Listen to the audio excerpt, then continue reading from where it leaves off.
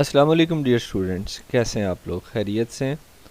आज का जो लेक्चर है वो है फंक्शंस ऑफ मनी के बारे में कि पैसा जो है उससे हम क्या कर सकते हैं। तो ये एक डायग्राम है आपके सामने स्क्रीन पे दिया गया है।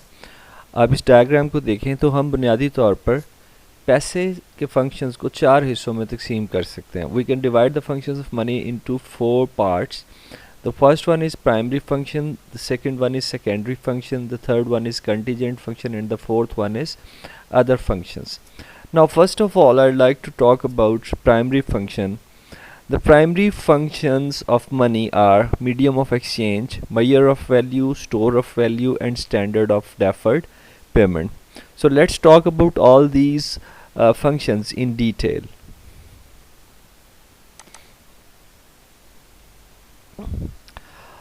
So first of all, I'd like to discuss primary functions. When we talk about primary functions, the main function of money or the major function of money is a matter of functions for a medium, a measure, a standard, a store. अच्छा, अब ये देखें, इसमें चार चीज़ें उसने जो explain की हैं और पहली चीज़ है medium of exchange. Whenever you go to a shop and you want to buy any product, you will buy it with the help of money. Means if you have money in your pocket, then the exchange will be possible. So money is a medium of exchange and money facilitate the exchange of goods and services. The sale and purchase of goods is carried on through money. यानी हम जो खिदमात और अशिया का लेन then करते हैं वो रुपए पैसे के ज़रिए होता है. The second one is measure of value. Measure of value, unit of account and common measure value. अच्छा, उसमें कहा जाता है जी, पैसे का जो दूसरा फंक्शन है वो ये है कि हम जो अकाउंट्स बनाते हैं, आपने देखा होगा अकाउंट्स में हम लिखते हैं जी, जो ट्रांजैक्शन रिकॉर्ड करते हैं उसमें हम लिखते हैं जी डेबिट, एक अकाउंट डेबिट हो रहा है. फॉर एग्जांपल हम किसी को कैश दे रहे हैं, ठीक है, तो हमारा जो कैश है वो क्रेडिट हो रहा है और हम कोई बदले में चीज़ ले रहे हैं तो वो चीज़ डेबिट हो रही है, ठीक है. उसके आगे हम जो अमाउंट लिखते हैं वो रुपए की शक्ल में लिखते हैं. यानी हमारी जो ट्रांजैक्शन हुई है वो अगर 50 रुपए की ट्रांजैक्शन हुई है तो उसमें जो यूनिट ऑफ अकाउंट है वो रुपए हैं, ठीक है. Common measure of value, unit of value, किसी भी चीज़ की वैल्यू जांचने के लिए हम कहते हैं इस चीज़ की वैल्यू कितनी है. फॉर एग्जांपल आप अपने किसी दोस्त से पूछते हैं यार आपके मोबाइल फ़ोन की वैल्यू कितनी है, तो वो कहते हैं जी मेरे मोबाइल फ़ोन की वैल्यू जो है वो 10,000 रुपीज़ है. मीन्स आप चीज़ों की वैल्यू जो है उसको भी पैसे के ज़रिए मेजर कर सकते हैं, ठीक है जी. उसके बाद हम आगे चलते हैं स्टोर ऑफ वैल्यू. अब आप वैल्यू को स्टोर कर सकते हैं. फॉर एग्ज़ाम्पल आपके पास एक घर है, तो आपका घर जो है ज़ाहिरी बात है एक वैल्यूएबल चीज़ है. आप पाकिस्तान से शिफ्ट हो रहे हैं यूनाइटेड स्टेट्स, ठीक है, तो आप क्या करेंगे, अब आप उस घर को उठा के उस वैल्यू को उठा के साथ प्लेन पे रख के तो नहीं ले जा सकते. So what you will do, you will sell out your home in Pakistan. अब पाकिस्तान में अपना घर सेल आउट करेंगे और अपनी उस घर की वैल्यू को you will convert it into money, आप पैसे में तब्दील करेंगे और वो पैसा जो है वो आप अपने साथ कैरी करके या अपने बैंक अकाउंट के थ्रू जो है you will transfer it, you will store it and you will transfer it to another place. So the thing is that you can store value with the help of money. The next thing is standard of deferred payment. Standard of deferred payment का मतलब ये है कि आप जो है रुपए पैसे की का जो लेन देन है, ठीक है, इसके अलावा जो है जो कर्ज़े हैं उनको एक्सप्रेस करने के लिए, लोन्स की रीपेमेंट के लिए, ठीक है, और जो क्रेडिट है आने वाले वक्त में जो आप किसी को पेमेंट्स करेंगे और उस पेमेंट में कितना रियल अमाउंट या प्रिंसिपल अमाउंट शामिल होगा, कितना इंटरेस्ट शामिल होगा, ये सारी चीज़ें भी जो हैं ये आप रुपए पैसे की मदद से डिस्कस करते हो. देन कम्स जी सेकेंडरी फंक्शन. अच्छा, प्राइमरी का मतलब होता है उसके बुनियादी फंक्शंस. तो जैसा कि आपने देखा कि हम रुपए पैसे की मदद से स्क्रीन पे देखते हैं, रुपए पैसे की मदद से हम हमारी जेब में पैसे हैं तो हम दूसरों के साथ चीज़ों या ख़िदमात का तबादला कर सकते हैं. हम किसी भी चीज़ की वैल्यू को we can measure it with the help of money. and store of value, we can store our value, we can store our wealth in shape of money for a long time, and we don't have any fear of loss in it. And then comes the standard of deferred payment. Whenever we talk about loan, whenever we talk about interest, then we may talk about the deferred payments. Then comes the secondary functions. Secondary functions की जब हम बात करते हैं तो secondary function में जो है आप जो है you can hold money, a person who hold money in cash or asset can transfer to any other person at any place easily. ये पिछले पॉइंट से मिलता जुलता है कि जैसे पिछले पॉइंट में हमने बात की थी स्टोर ऑफ वैल्यू की, कि हम पैसे की मदद से दौलत को अपने पास रख सकते हैं, और यहाँ पर हम पिछले पॉइंट से मिलता जुलता पॉइंट है कि हम उस वैल्यू को, उस वेल्थ को एक जगह से दूसरी जगह इजीली ट्रांसफ़र कर सकते हैं. He can sell his asset in Faisalabad and purchase fresh assets at Lahore. ये वही एग्जांपल है जो मैंने आपको प्रीवियसली दी थी. यूनिट ऑफ अकाउंट की बात करते हैं. रुपए पैसे की मदद से, रुपया पैसा जो है ये यूनिट ऑफ अकाउंट है. यूनिट ऑफ अकाउंट का मतलब डिफरेंट कंट्रीज़ जो उनमें डिफरेंट यूनिट ऑफ अकाउंट है. पाकिस्तान में अगर हम अकाउंट बनाएंगे तो यानी पाकिस्तान में अगर एक बुक ऑफ अकाउंट बन रही है तो it will be in the shape of पाक रुपीज़. इसी तरह से यूएसए में अगर एक बुक ऑफ अकाउंट बनेगी तो उसका जो यूनिट ऑफ अकाउंट होगा वो यूएस डॉलर होगा. And in the same way if you are making any book of account और any account in like European Union, then you will then the unit of account will be euro. Euro is currency of European Union. All business transactions are recorded in unit of account. तो जितने भी business transactions हैं sir, उनको record करने के लिए उनका unit of account जो है वो इसमें उनका यूनिट ऑफ अकाउंट जो है वो it is in shape of money. और मनी जो है it is one of the most liquid assets which can easily be utilise.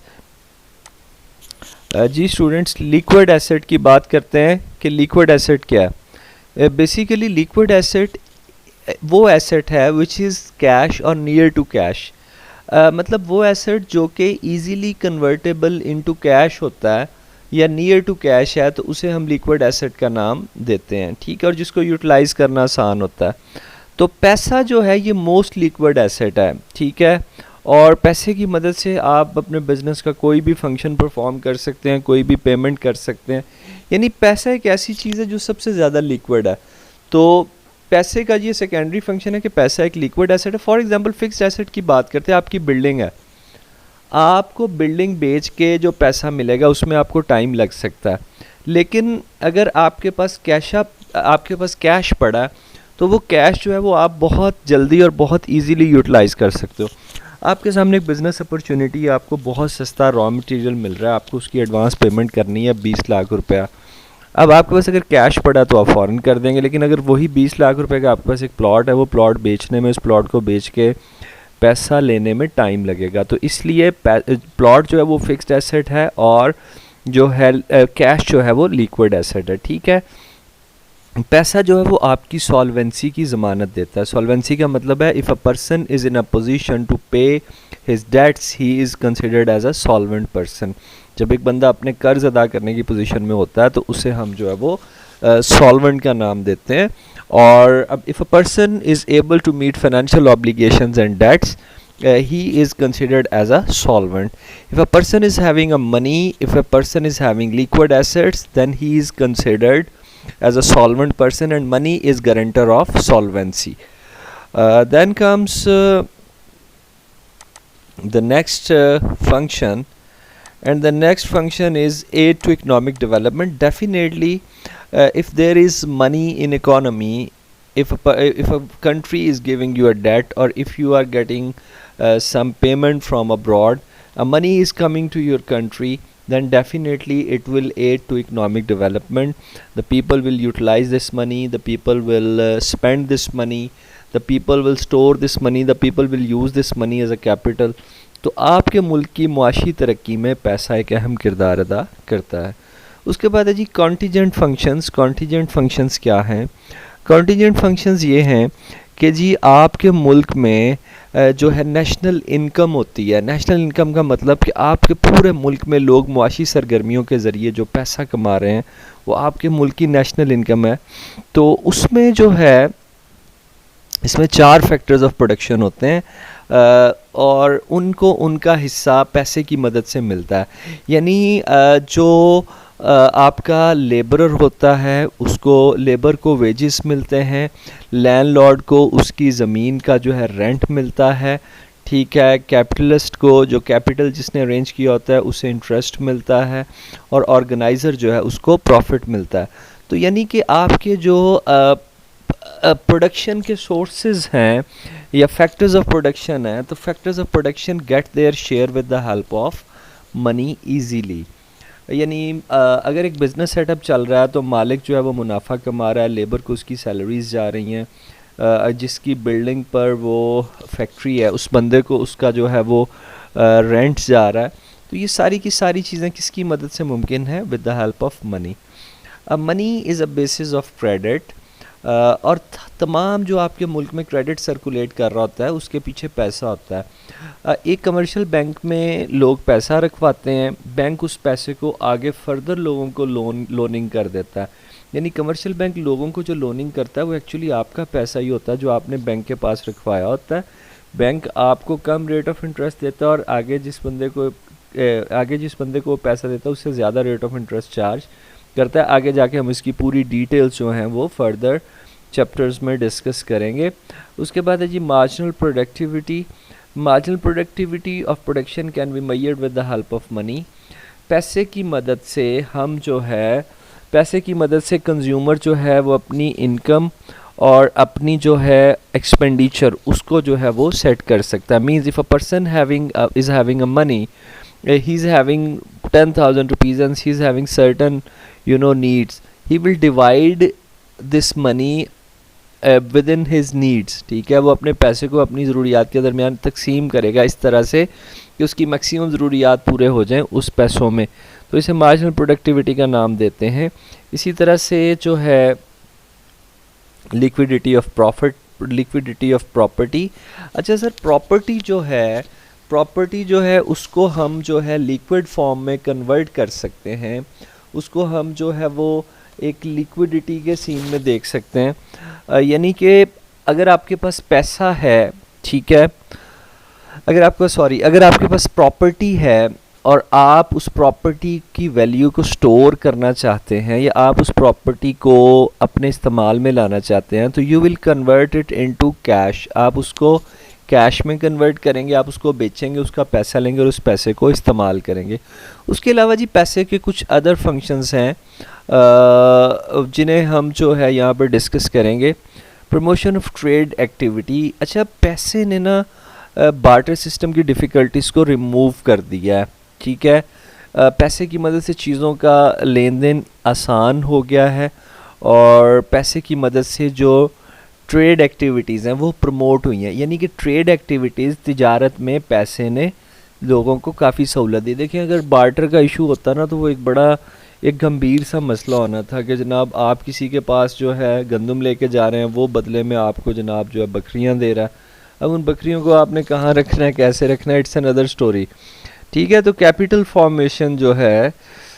Formation पैसे की मदद से, जब लोग पैसा जमा करते हैं ना जी, अपने पास रखते हैं, जोड़ते हैं पैसा, सेविंग करते हैं, वो सेविंग जो है वो बेसिकली फिर आगे जाके कैपिटल फॉर्मेशन में इस्तेमाल होती है। लोगों के वो पैसे, वो फंड्स लोगों के पास पड़े होते हैं, लोग उन पैसों फंड से बिज़नेस आइडियाज़ पे बिज़नेस शुरू करते हैं और उससे एक तो इकोनॉमिक एक्टिविटी होती है और दूसरे नंबर पर लोग उसमें जो है वो लोग उस पर प्रॉफिट अर्न करते हैं।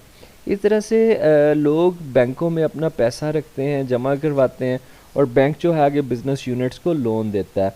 तो पैसे की मदद से लोनिंग भी मुमकिन हुई है और इकनॉमिक पॉलिसी जो है उसका एक अहम हिस्सा है आपका पैसा, आपका कैश, ठीक है। और आपके मुल्क में जो कैश है उसको मैनेज करने के लिए, पैसे को मैनेज करने के लिए, पैसे को छापने के लिए जो है मुल्क में स्टेट बैंक काम कर रहा होता है और वो मॉनेटरी पॉलिसी को भी डेवलप कर रहा होता है। यानी ये पैसे से रिलेटेड जितने भी मसले हैं ये आपके पाकिस्तान में जो है ये डील कर रहा है इसको SPP, state bank of Pakistan, ठीक है जी।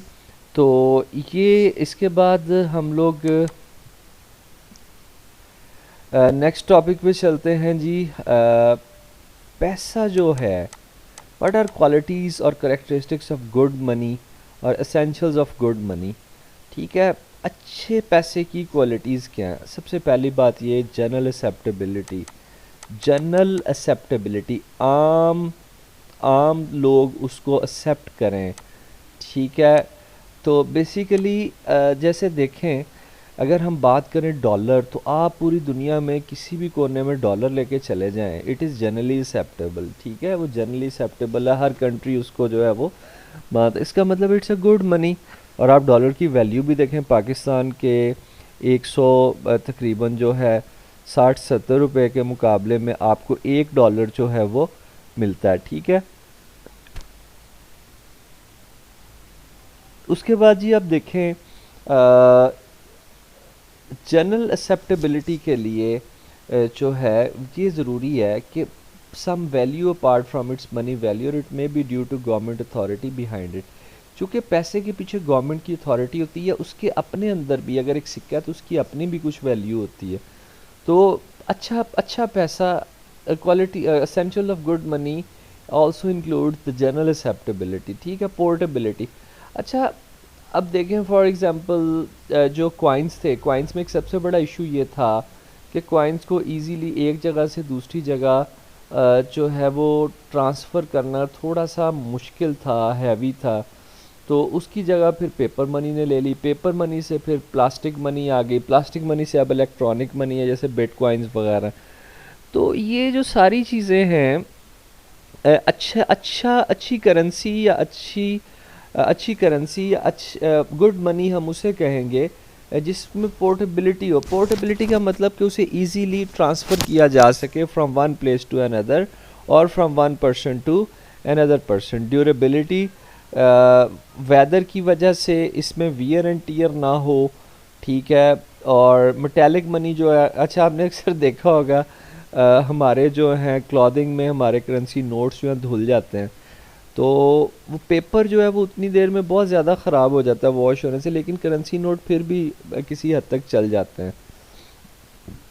तो ये जो है good money possesses the quality of durability, it must not B deteriorate, इसको ख़राब नहीं होना चाहिए वेयर एंड टेयर के ज़रिए। तो मेटालिक मनी और पेपर मनी जो है ये दोनों ड्यूरेबल हैं, लेकिन metallic money is more durable. ठीक है, इसी तरह से हम बात करते हैं डिविजिबिलिटी की। तो the good money material should be capable of being divided easily into smaller parts. अच्छा, अब देखें आपने छोटे छोटे यूनिट्स हैं इसके करेंसी के, जैसे पाकिस्तान में आपको 10 रुपये सिक्के में मिलेंगे। ठीक है, आपको डिफरेंट क्वांटिटी के डिफरेंट अमाउंट के सिक्के मिलेंगे, 5 का सिक्का। ठीक है, और उसके अलावा आपको 10 का नोट मिलेगा, 20 का नोट मिलेगा एंड सो ऑन। तो अच्छी जो गुड मनी है उसकी क्वालिटी ये है कि it is dividable into smaller parts, ताकि स्मॉलर ट्रांजैक्शंस की जा सकें, स्मॉलर पेमेंट्स की जा सकें। होमोजेनिटी, अच्छा है आपने देखा होगा पूरे पाकिस्तान में जितने भी करेंसी नोट्स हैं, उन करेंसी नोट के ऊपर जो है सबका डिज़ाइन एक जैसे, ऐसा नहीं होगा कि एक में जो है हज़रत कायद आज़म उनके जो है सूट का कलर कुछ और हो और दूसरे सेम नोट पे उनके सूट का कलर डिफरेंट हो या कैप का कलर डिफरेंट हो, ऐसा नहीं है। ठीक है, अब जितने भी आप नोट्स में कायद आज़म की जो तस्वीर देखेंगे वो सिमिलर है। ठीक है, उसमें कोई चेंज नहीं है, there is no change of colour, they are uniform, मतलब वो यूनिफॉर्म इन क्वालिटी हैं। ठीक है, वो सिमिलर है ताकि जो कन्फ्यूजन ना हो बाइंग और सेलिंग करते वक्त, लोगों को इस चीज़ पे कन्फ्यूजन ना हो, इजीली लोगों को पता हो कि ये नोट किस अमाउंट का है। और मेलेबिलिटी, अच्छा, good money should be melted and should be convertible into different shapes, और उसमें ये क्वालिटी होनी चाहिए कि उसको स्टेम किया जा सके। ठीक है, और अच्छी जो है good money, it also include the quality of cognizability, ठीक है। कॉग्नाइजेबिलिटी का मतलब है an ideal money material should have the quality of being easily recognised, otherwise people will not know what they are accepting. आप देखिए एक छोटे बच्चे को भी पता होता है कि ये जो एक नोट है ये कोई ऐसी चीज़ है, या ये जो एक कागज़ का टुकड़ा है ये ऐसी चीज़ है जिससे मैं बहुत सारी टॉफ़ीज़ ख़रीद सकता हूँ, इसके अंदर कुछ ना कुछ वैल्यू है। ठीक है, तो वो अपने बड़ों से क्या रहता है, पैसे दें मुझे। मीन्स अच्छी जो है good money, it should be easily recognised by every person. Stability of value, money material must be such that its value may not be changed too often and not to a large degree. जी students, we are talking about the qualities of good money. Okay, and हम लोग बात कर रहे थे जी stability of value की।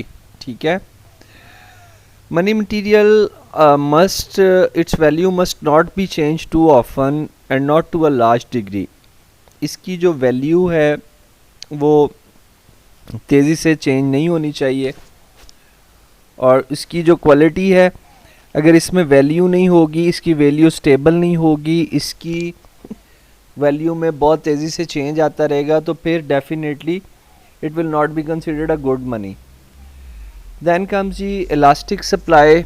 Elastic supply का क्या मतलब है कि इसकी मुल्क में जितने ज़्यादा इसकी मतलब जितनी ज़्यादा मुल्क में ज़रूरत हो उस हिसाब से इसको कम या ज़्यादा किया जा सके, या सिचुएशन की जो डिमांड हो उस हवाले से। अगर हम जैसे मुल्क में अगर ज़्यादा पैसों की ज़रूरत है तो हम ज़्यादा करेंसी प्रिंट कर सकें।